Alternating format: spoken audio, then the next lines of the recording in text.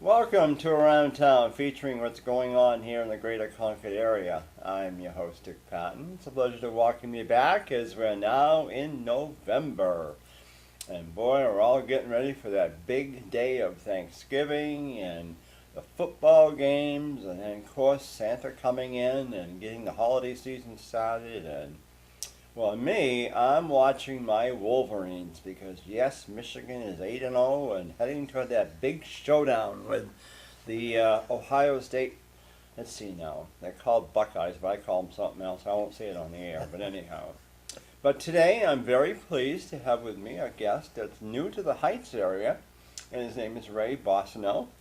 And Ray has bought a company that used to be a very active factory here in Concord on the Heights for many years. In fact, my mother worked there back in the early 60s, and it's the old Sprague Electric building on Pembroke Road, and now it's called the Capital City Business Center.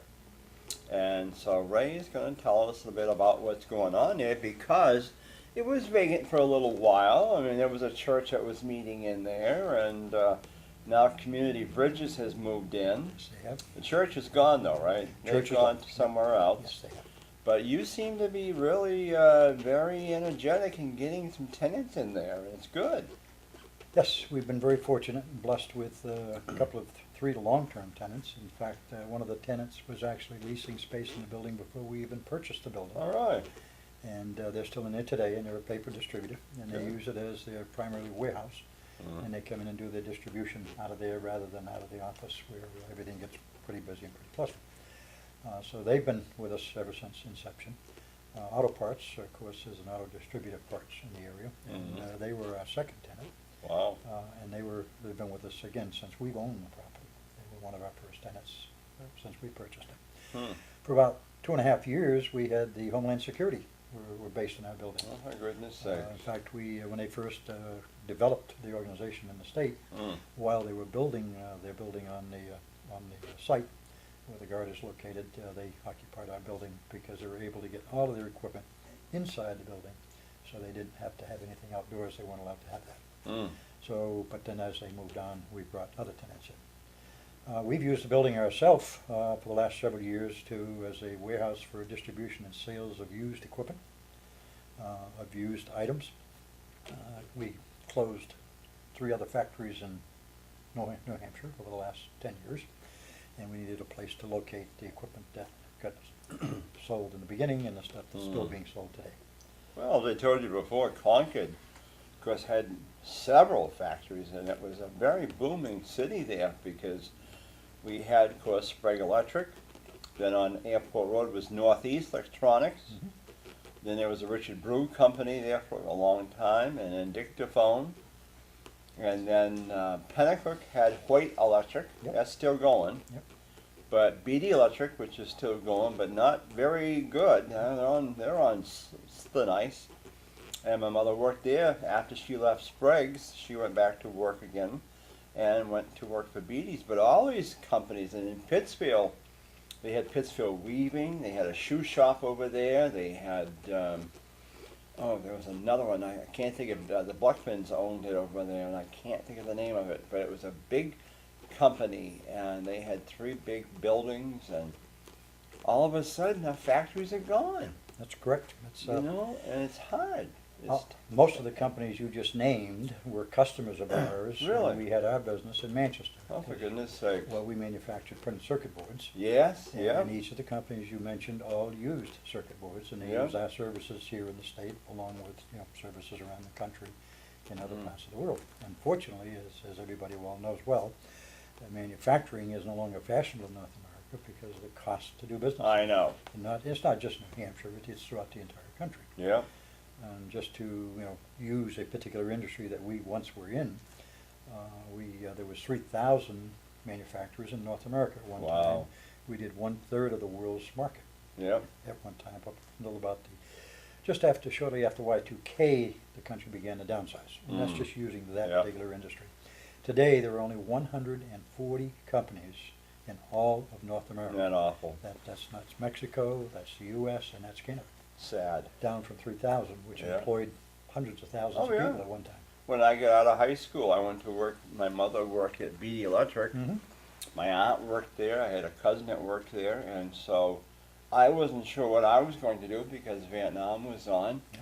But I went to work at BD Electric, and I was in the paint room, and then you had my mother was out doing, like you said, the circuit boards there, and she had these glasses, and Yep.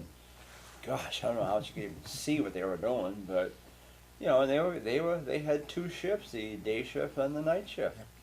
Then they bought one up. They bought one in. They expanded to Northfield Yep. and Belmont. Then of course they shut them down, but it was just interesting how all these factories. I mean, they provided a big job for a lot of people. Yes, yes. Not only that, but most of the factories that existed then and no longer exist, that was where your middle class came from. Yeah. Because the wages Mhm. that I was paying my employees and many other companies like ours 10, 15 years ago is greater then than what most of the wages are today. Hmm. And each of the years, as we had good years, we would have pay increases. Yep. We'd have quarterly bonuses. Oh yeah. You'd have Christmas bonuses. Oh yes. You'd have children's Christmas parties. Yeah. You had family Christmas parties. So there's a lot of camaraderie in the community. There was a a lot of it. camaraderie. I mean, we supported scouting programs. We supported all the civic groups in Manchester, and also here in Concord, we're trying to do our part today. Yeah. We're small, so we can no longer do what we used to do, Yeah. but we want to be able to do what we can, and we want to be part of the parade this year. with Yes, permission. thank I'm you for glad that invited us support. in. We've got some grandchildren that would love to be able to be part of it. And Well, I'm sure we can use we've them. got some older children that also enjoy being Yeah, part of it. well, we can use them. Because over the years, we've always, again, like I say, supported those programs throughout Sure. different cities in the state. Yeah. Looking forward to it. Well, you know, I can remember when I was at BD's, you know, of course, they made, Ford was their big company. They would make the meters. Yep. And we would paint, I would paint some of the dials or something there, and, you know, it was they were quite busy, boy. Ford kept them going, and then they started making boat meters for Yep. boats there and things, and it's just, you look around, it's like, what happened? It's all gone. It's Yeah. ironic, but our very first order, because we started in Londonderry, one of the old barracks buildings, Mm. we had no heat, and the wind blew, everything was there. Our very, very first order we ever took in the company was from BD Electric. Really? Yes. Oh my God. Yeah, Because that somebody was was the- coming through, and he happened to be in the area, and he said, "Oh, you manufacture?" I says, "Yes, we do." And we're just about getting ready to announce our opening, and he said, "Well, I'll give you a drawing and quote the drawing," which we did. Because the Pelletier family owned that. Yeah. Paul Pelletier and his Yeah. son there. What was his son? Don. Walter Pelletier. Yeah. Walter and Paul Pelletier, father and son, owned that up there.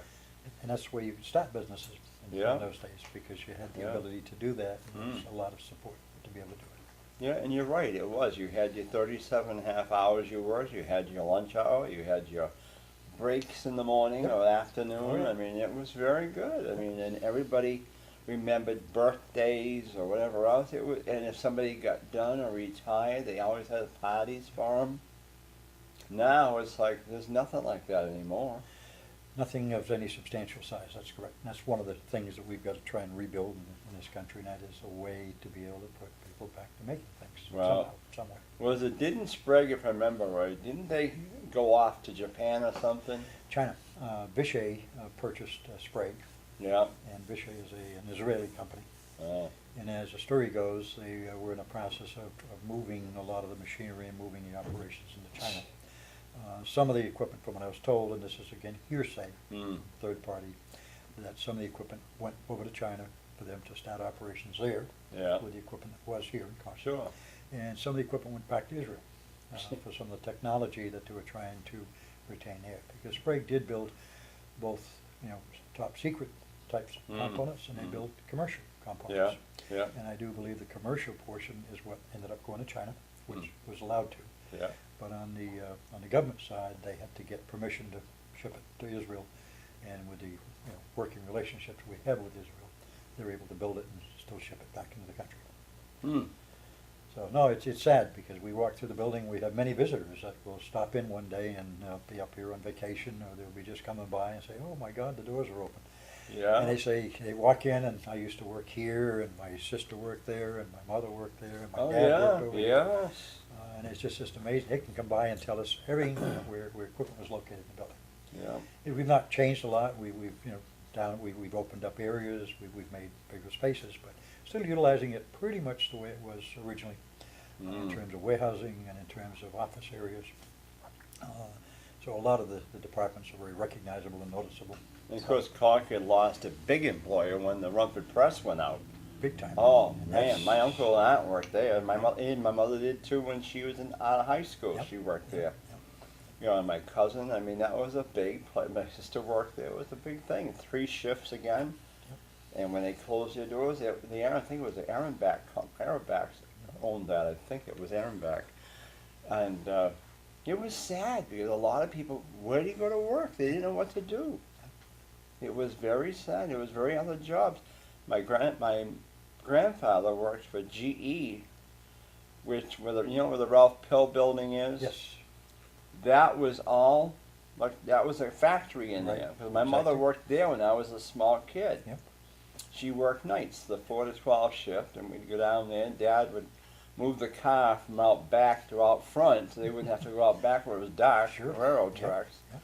But it's just amazing. No, it's you take the square footage throughout the state of New Hampshire, beginning from the Lakes region all the way down through to Nashville, Yep. and you look at all of the mills along the way, and you've got lots of businesses and lots of occupancy, but you no longer have the population going there to create working jobs.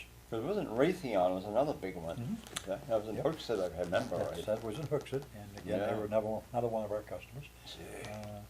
BAE Systems used to have a factory at the airport up in Londonderry, Boy. and they closed that down, but they've since grown a lot more in Nashville. Mm. But they're one of the staples that have survived in manufacturing in the Nashville area. Sprague's, as I remember right, used to be a big participant in the Christmas parade. Mhm. Because, and I'll tell you why, they also got a nice tree in that front lawn I've been looking at for a possible tree of the State House Plaza, and it's just a little bit bigger, but one year they had like a carousel they built with some red horses on it, and they had it on the back of a tractor trailer truck. Okay. Yeah, it was beautiful, and then when the parade was done, they had it on the front lawn of Sprague Electric through the holiday season so people could see it. But it was a beautiful float. And I can still see that it was a small carousel, but it had like 4 or 5, miniature horses or Yep. whatever, red ponies. I don't think they were reindeer. And that was it. But they used to put floats in the parade and everything. But, so, it's a good thing, but it was... This year we will have a small display in the front of the building. Yeah. I've got some ideas. We're putting some stuff together inside the building. It won't be as nice as a carousel, but the intent is to finally put some decoratives to get some color and some lighting and get this little display in the front to be able to share the season and get Oh, the yeah. excitement of the children. Sure. Because that's really what it's all about. Well, yeah, exactly, We've all had our turn as youngsters. Now we got to deal with the grandchildren today and the great-grandchildren. So. And of course, the Heights has changed so much because the people coming, a lot of the old timers have passed on. Mhm. And a lot of the new ones coming in, they have no idea what the history over here is, Yeah. or actually the interest. They could care less. It's a very, very important part of the Heights, which is why I was very, very happy to be able to acquire the property of Sprague. Yeah. And there's still areas yet to be developed that we intend to do, and looking forward to being able to do something. Now, as Community Bridges, now they have a big space over there? Yes, or- yep, they occupy the entire front section, and they go up to the side, they have that all the way up to the side door. Do they really? Yep. Wow. Yeah, no, they've been they're a very good tenant, and a wonderful tenant, and we've worked very well with them. So I know there's a lot of vehicles parked there during the daytime, so Yes. I knew they must be busy. Yeah, and they have a lot of people that come through that they deal with on a Yeah. day-to-day basis. Yeah. So they, some park on the side and some will park in the front. They occupy the entire front. That's all been assigned to them so that they can be able to accommodate their clientele that they have, people that need help and assistance. Oh, yeah. So, Well, that's good though, Yep. so. So how long have you lived in New Hampshire, Ray? I was born and raised in New Hampshire, Really? Whereabouts? Lakes Region, Laconia. Oh, yeah. Graduated high school. In those days, there weren't too many jobs available No. to be able to develop. Mm. This is in the 50s, class of 57. My dad was living in New Jersey, so I told Mom, I says, I'm going to go live with Dad down in Jersey and start work down there, which I did. Yeah. And I worked at a number of jobs rebuilding dresser wrap machines.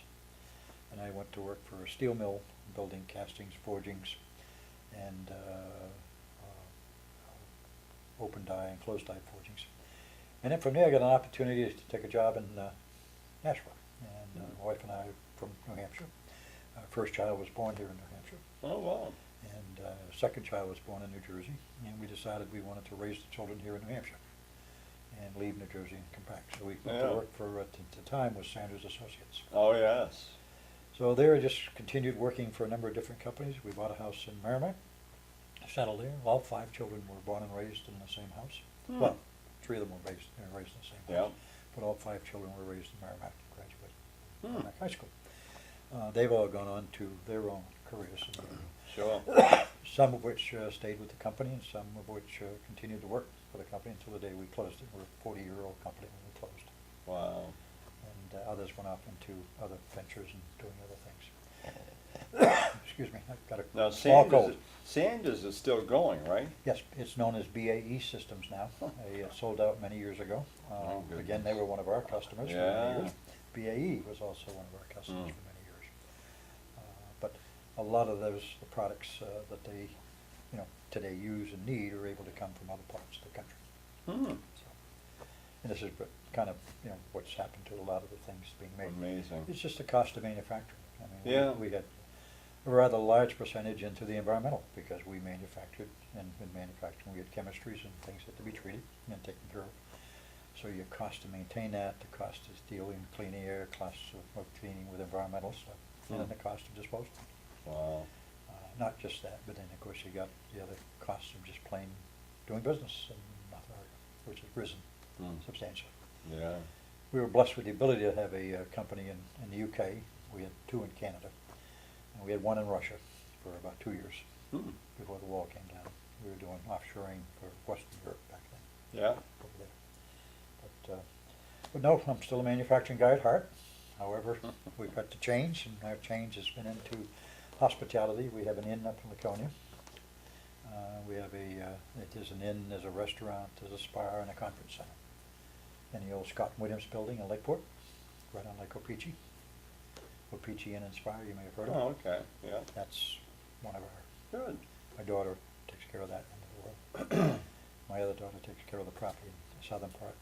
One of my sons has property in the southern part. Wow. So, other than that, I'm still having fun. It sounds like it anyway. That's good though. Retirement is doing what you want to do when you want to do it. Oh yeah, I know that's true. And much like yourself, you're able to do programs such as this, which is exciting and Well, I of think course, very valuable this to the is community. totally volunteer. I'm sure it is. Both of us. I mean, I've been doing this now almost 18 years, and Ian has just come on this last year for me, and he's done wonders. I mean, he's into technology. Me, I'm still like I used to say in school. We were lucky when we were so lucky. I got to high school. We learned how to use an electric typewriter. Yep. That was our big deal. We never heard of computers and all that stuff. Sure. But and also too, what he's done with the show is now you can go on to YouTube on your computer, and all these shows after this will be on there. Will be on there.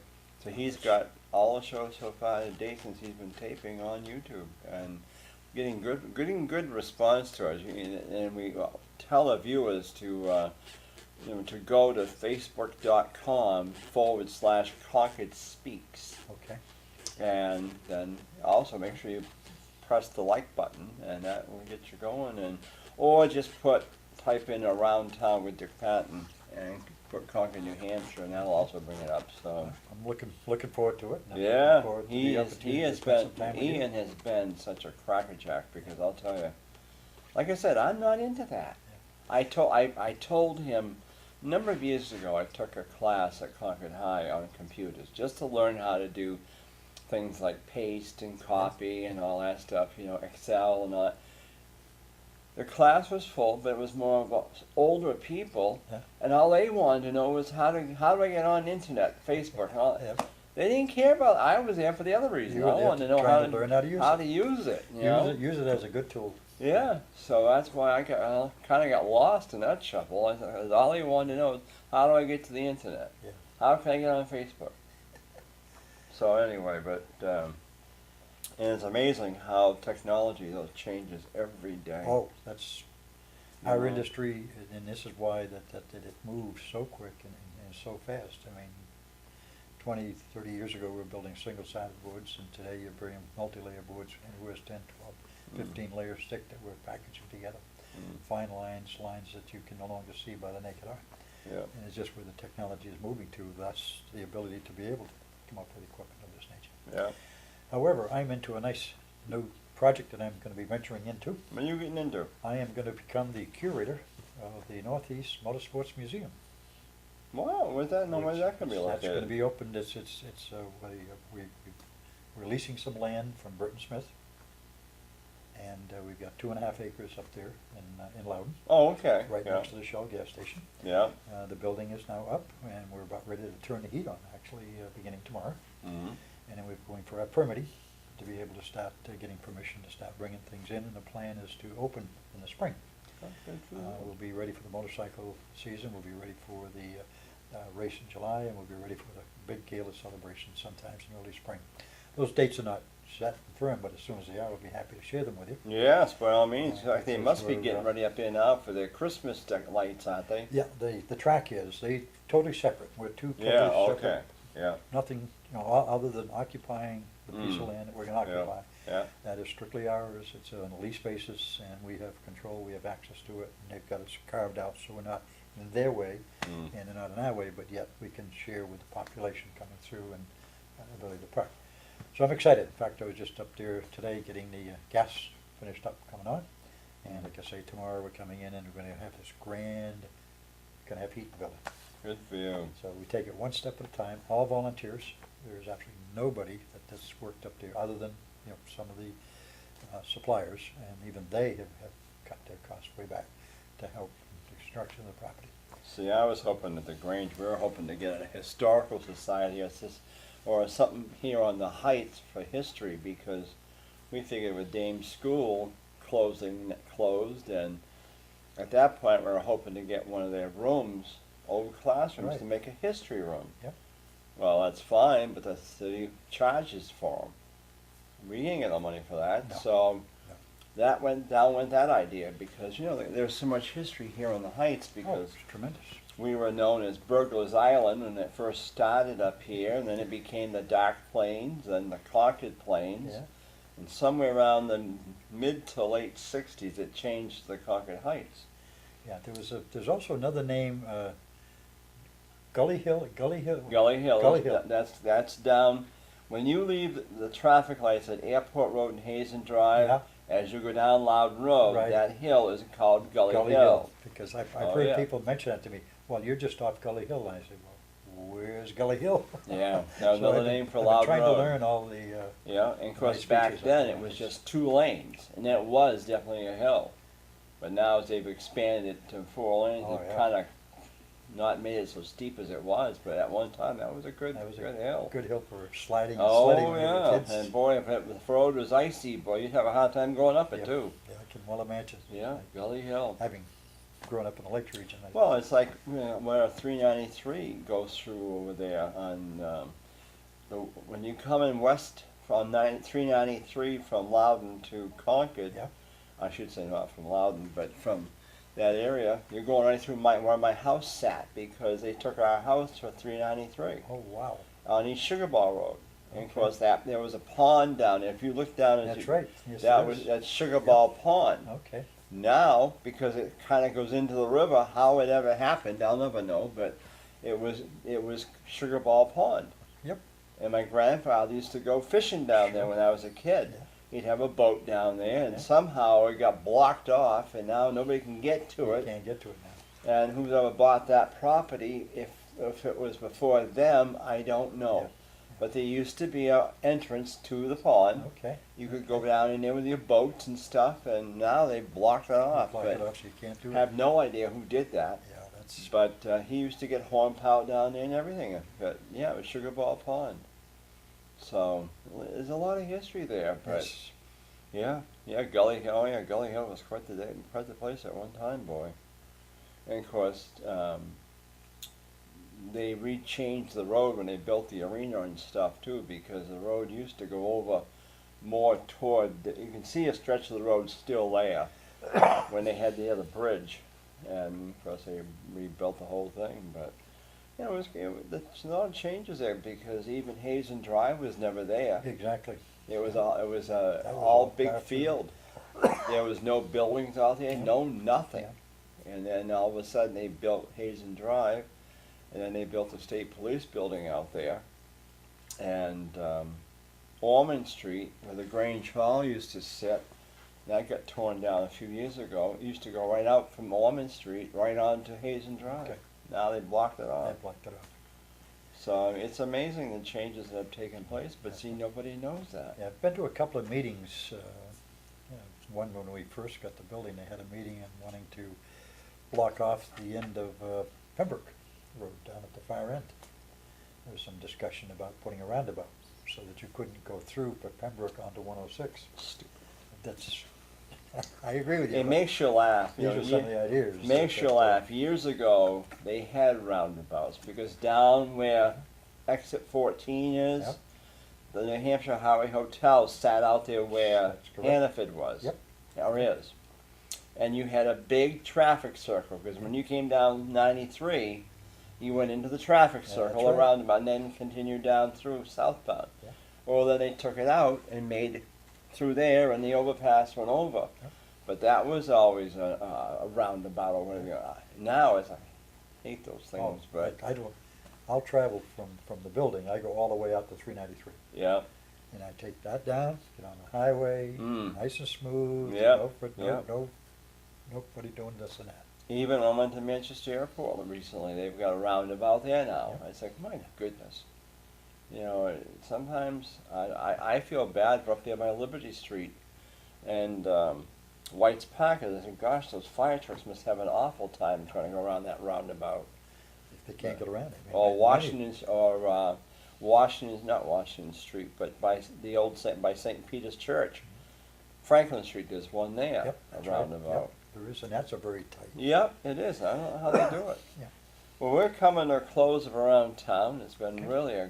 really great to meet you, Ray. Well, it's my and, pleasure that you invited me to. Oh, do I'm this. glad. Well, I I'm honored to be. never knew you Yeah. existed over there, and now we know what's going on there, and looking forward to partnering with you on a lot of things. Yep. And Love to be able to help in any way we can in the community. That's one of the things that we've always done that in Manchester. We've done it in Merrimack. we've well, done that's it good. Well, we're looking We wanna forward be to able your to, help and support. to help here in Concord.